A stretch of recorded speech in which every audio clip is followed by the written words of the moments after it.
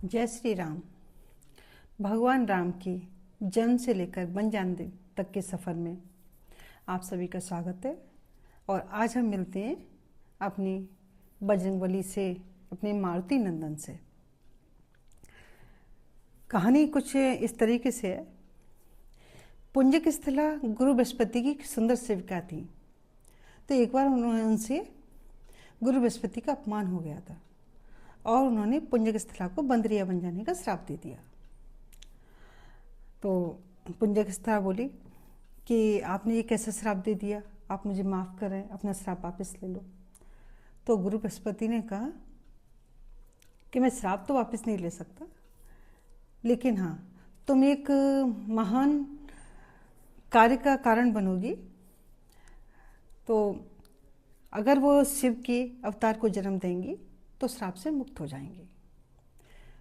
तो कुछ समय बाद पुंजक स्थला ने गौतम ऋषि की पुत्री अंजना के रूप में जन्म लिया।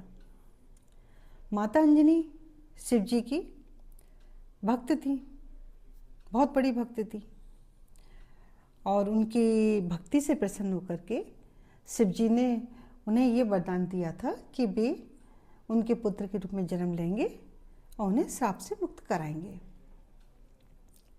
पिछले भाग में अपने देखा था राम जन्म के समय कि कैसे राजा दशरथ के पुत्र प्राप्ति यज्ञ के समय जब अग्निदेव खीर का प्याला लेकर प्रकट हुए थे और राजा दशरथ ने खीर अपनी तीनों रानियों को दी थी, तब एक बाज ने झपट्टा मारकर उस बर्तन में से चोंच मारकर थोड़ी सी खीर खा ली थी और उसकी चोंच से खीर का कुछ हिस्सा वहाँ गिरा था जहाँ माता अंजनी भगवान शिव की आराधना पूजा कर रही थी।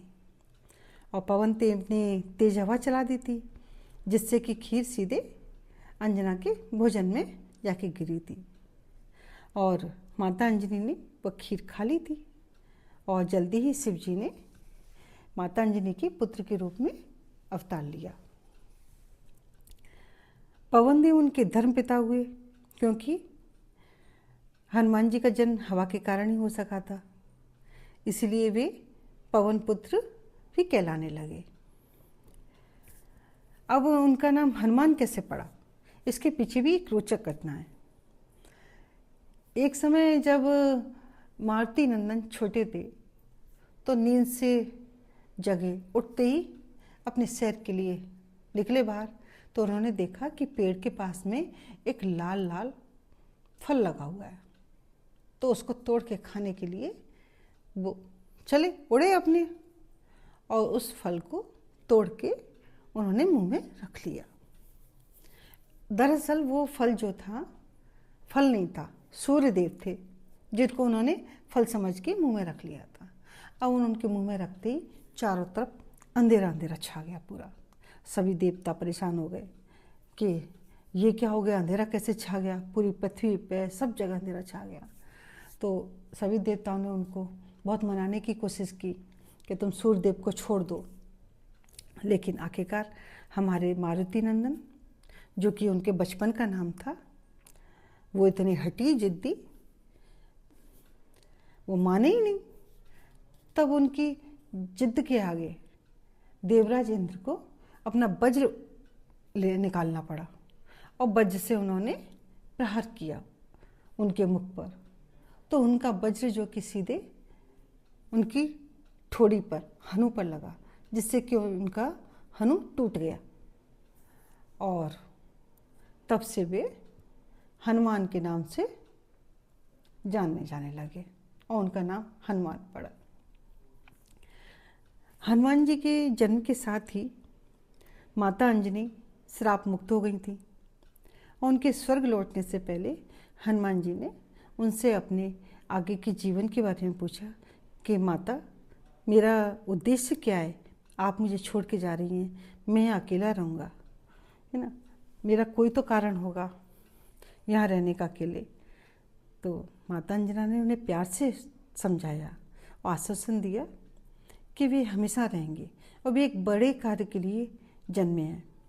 जल्दी ही भगवान विष्णु राम के रूप में आकर के आपसे मिलेंगे तुमसे और तुम उनकी सहायता करोगे, उनके सहायक बनोगे और वे तुम्हारे आदर्श होंगे। हनुमान जी धीरे धीरे बड़े हुए। हनुमान जी में बहुत सारी शक्तियाँ थीं।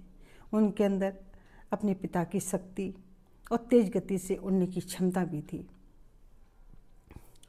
और रुद्रावतार तो वो थे ही वे। हनुमान जी का जन्मदिन हम सब लोग हनुमान जयंती के रूप में भी मनाते हैं। तो ये थी हनुमान जी के बारे में एक छोटी सी रोचक जानकारी। आपसे फिर मिलती हूँ भगवान राम से राम के जन्म से लेकर बन जाने तक के सफ़र में एक नई कहानी के साथ, नई जानकारी के साथ।